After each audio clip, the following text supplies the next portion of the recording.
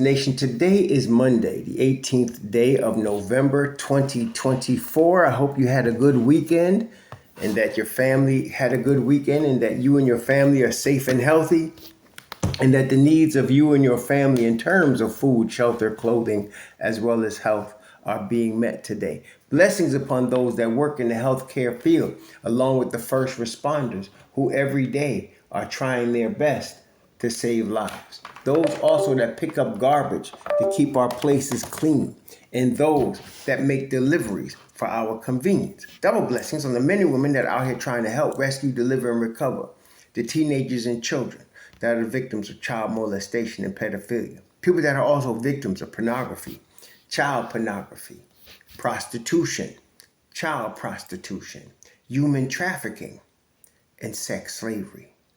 Double curses on the perpetrators of these things.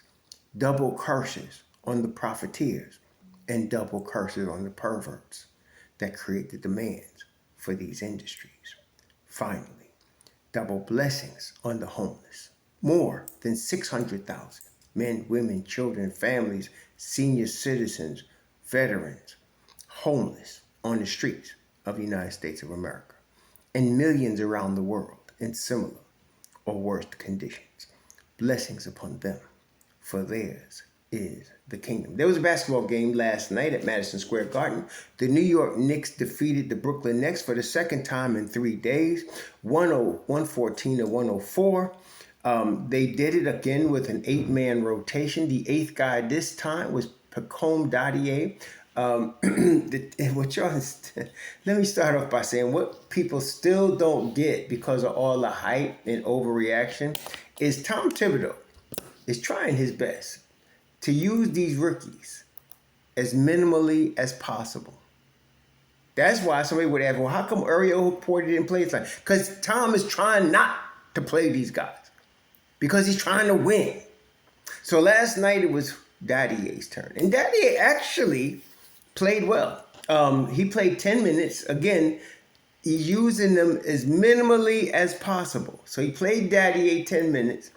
And Dadier is the first time this season that one of the rookies, one of the youngins, was net positive on the plus minus. Dadier didn't score, but to me, that's not as important as his contribution to the overall game for the team. And he was +9. And the reason he was +9 is because he played really good defense. The kid is 19 years old. Yes, he got fooled a couple of times because he is a rookie. But overall, he moves very well defensively. We know he moves very well without the ball, and he knows how to position himself to get open shots. And he's a good shooter on top of it. So the 19-year-old kid played well. That was the 8th guy. Okay, Jericho Sims played 18 minutes. Cameron played 17.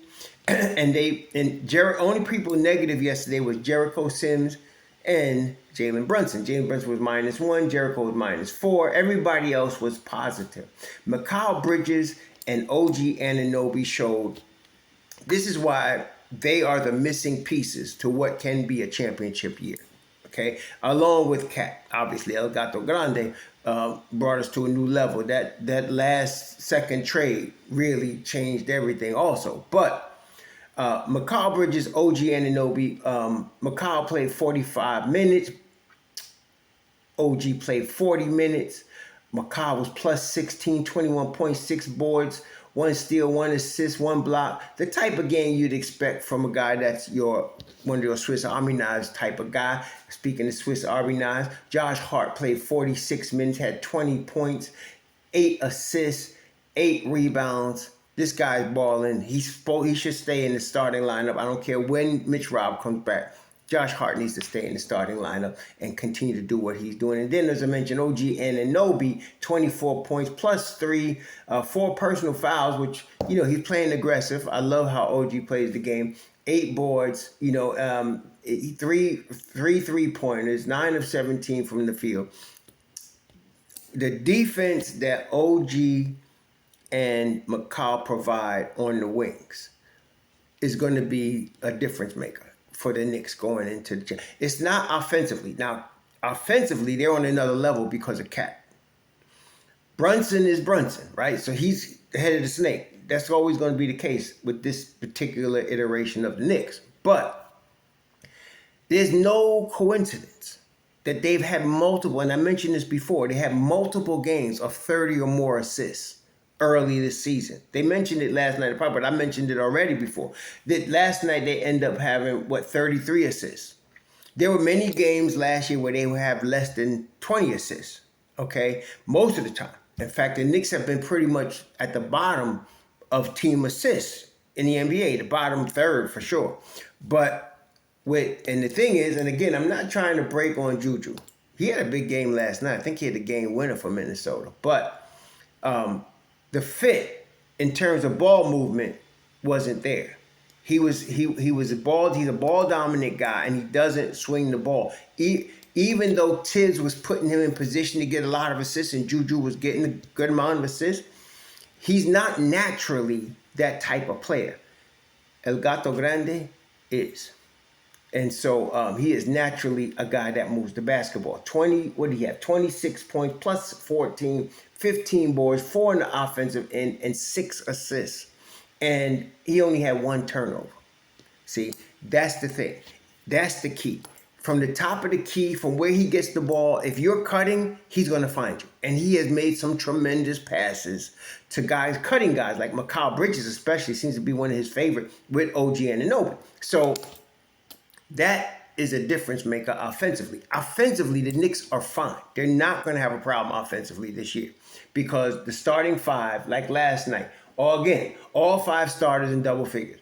Plus, they get Deuce averaging double figures. So they nightly, it's good when you get all 5 starters in double figures on a given night. That means the ball is moving offensively. But when you're averaging 6 guys in double figures, that means you're consistently moving that basketball. That makes the defense work harder. That's what this is saying. The defense has to work a lot harder when the ball is moving than when people are dribbling it, right? So they got 6 guys averaging double figures. Offensively, they're fine. But defensively is where they're going to go to another level. So Gato is now figuring out defensively. You got already Mikal and OG and Josh Hart. You got Deuce. When Precious gets back, like I keep saying, and I feel like he's close. I really feel like we could see him on this road trip. I feel like we could see him on this road trip. This 4-game road trip they got coming to 5-game, we could see him on this road trip. And so if we get Precious back, the defense goes up a notch. Just that. Him with Deuce and Payne, the defense goes up a notch. Okay? And then you add Mitch Rob. Mitch Rob becomes the backup 5 when he gets back. You got Mitch Rob, you got Precious, you get Deuce, you get Shamet and Payne, and you're on a different level defensively. Different level. Mitchell Robinson is conservatively top 5 in the NBA in offensive rebounding. Top 5. And I'm being conservative. He's probably closer to the top of the pile.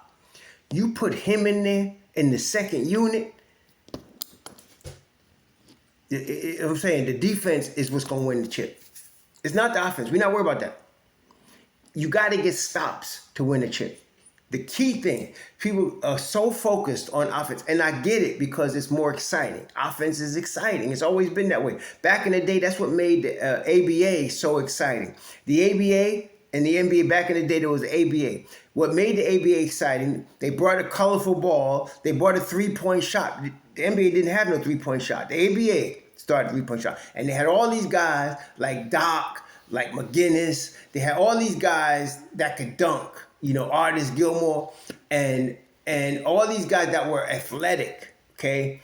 And that's what made it exciting. It's the offense. And they used to have scores in the 130s, 140s all the time in the ABA. It was very exciting to watch. And that's what people like now. But that doesn't win NBA championships. To win an NBA championship, you have to play high-level defense. You have to get stops. You have to stop the other team in crunch time from getting a basket. That's what you need to win a championship now. You could be an exciting team. I mean, look at all Mike D'Antoni's teams. Very exciting to watch. Freewheeling, beautiful passing, beautiful high-level scoring, 0 chips. 0. You want to win a championship, you gotta play that defense, okay? And with the Knicks, with McCall and OG, with Josh Hart, and now Gato's getting it, and then you're gonna add Precious with Deuce and Payne, and then Mitchell Robinson and Shamet. The juggernaut's not here yet, but it's on the way. The juggernaut's on the way. Okay, for all the short-sighted ones, I've had people come in there talking about, oh, they're going to be a 500 team. Oh, it's going to be very difficult for them to score. All of the BS that you get out there. Some of y'all need to just leave Twitter alone, for real. It ain't good for your mental state. But we ain't worried about that. The juggernaut's on the way. Okay, it is.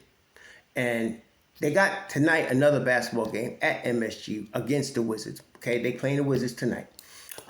I don't know what's going to happen with Deuce. I'm hoping we can get him back for tonight against the Wizards. He was on the sideline yesterday. I can't tell if he's going to be ready to play tonight or not. Let me see. They listed him. Well, they got yesterday's injury report up. But I think we might see Deuce today. Gato took a really bad fall yesterday. Fell right onto his lower back yesterday. But he got up. But that wasn't the problem. He got up and he was still bald. But what happens is, and if you've ever fallen and hurt yourself, the next day or the next 2 days is really where you're gonna feel that. Okay, the next day, next 2 days. And when you bruise something like he did, you got a bruised back, you can get all the treatment you want. You still gonna be in pain. Okay, so I'm not sure about his availability tonight. We'll find out later. I'm more confident in Deuce's availability tonight. And then if you could rest a Gato tonight against Washington, you'll be playing Sims, you'll be playing Hukporti then.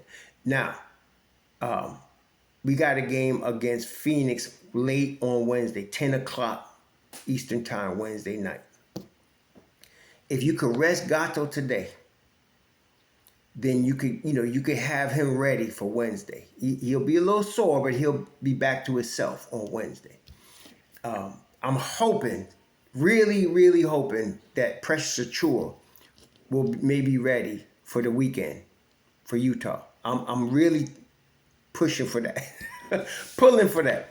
And if he is, that's going to be good. That's going to be very good. So now the Knicks in this homestand are 2-1, right? Am I lying about that? I think they're 2-1 in this homestand. Let me just double check. Let's see. Yeah, they're 2-1. Lost to Chicago, beat Brooklyn twice. Yeah. So if they win tonight, they'll end the homestand 3-1. That's excellent. Okay. So they got Washington tonight. The good thing about Washington, aside from their record, is they played last night also. See, so this is a second night of a back-to-back for the Wizards. They lost to Detroit, and that's what I told y'all. Detroit's looking at 500 this year. Detroit's already got like 6 or 7 wins. They just beat Washington 124-104, and I was watching that game too, and it wasn't even that close. Detroit is coming. I told y'all, watch Detroit. Detroit's coming. So, matter of fact, if you look at the standings, now it's early, so I don't want to get too carried away. But if you look at the standings right now, Detroit and the Knicks are tied for the 4th seed. Detroit and the Knicks tied for the 4th seed. No, actually, Detroit's in the 5th seed. They're 7 and 8. The Knicks are 7 and 6. Detroit is in the 5th seed. Detroit's in the 5th seed right now. Okay?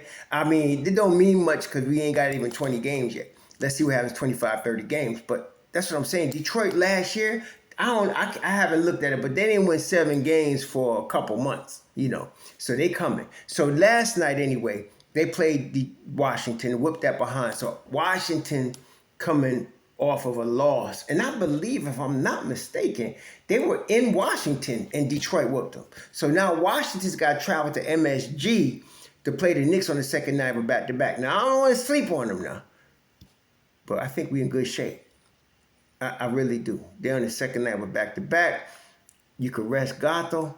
You could start Sims. You can bring Hukporti in there like you did, bring him in there for 10, 12, 15 minutes, whatever. And you can play some OG at the 5. This is the versatility we have. And you could bring Deuce back. So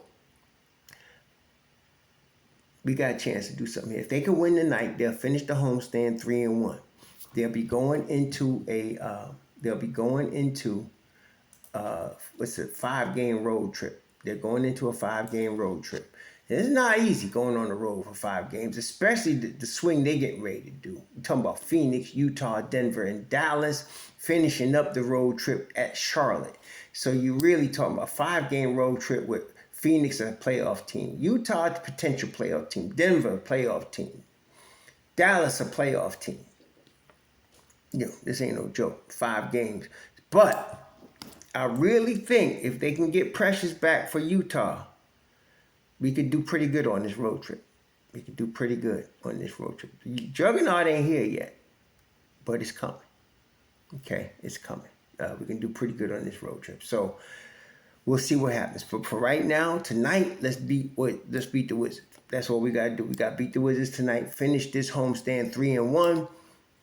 We could rest Gato, have him come back against Phoenix on Wednesday, and we can go from there. We'll be dealing with Phoenix on Wednesday, and we can go from there. Now, Phoenix, Bradley Beal is out. Kevin Durant is out, strained calf. They paying most of their salary to 3 guys. Most of their team salary goes to 3 guys. That's what I'm saying. I didn't want the Knicks to be in that position. And so they got Tyus Jones, Devin Booker. They're going to have Royce O'Neal, Ryan Dunn, the rookie, and Yusuf Nurkic at the 5 with Oso Iguodala. Y'all know I was very high on both Iguodala and Ryan Dunn for the Knicks because of their defensive presence. But if they don't have Kevin Durant and Bradley Beal, they're going to have a problem with the Knicks. They're going to have a problem, especially if Gato's playing. Because there's no Yusuf Nurkic in the earth that can guard El Gato Grande. Nobody. No. So that's going to be a problem for them. Okay, that's going to be a problem for them. Okay, and so, yeah. Tyus Jones is solid. Solid. I like our chances. But first, let's get by Washington tonight. I'm so tempted to keep looking forward because I can feel the juggernaut coming. Trying to keep myself calm. Anyway, let's enjoy the game tonight. Nobody get hurt. Have a good Monday, Knicks Nation. So long.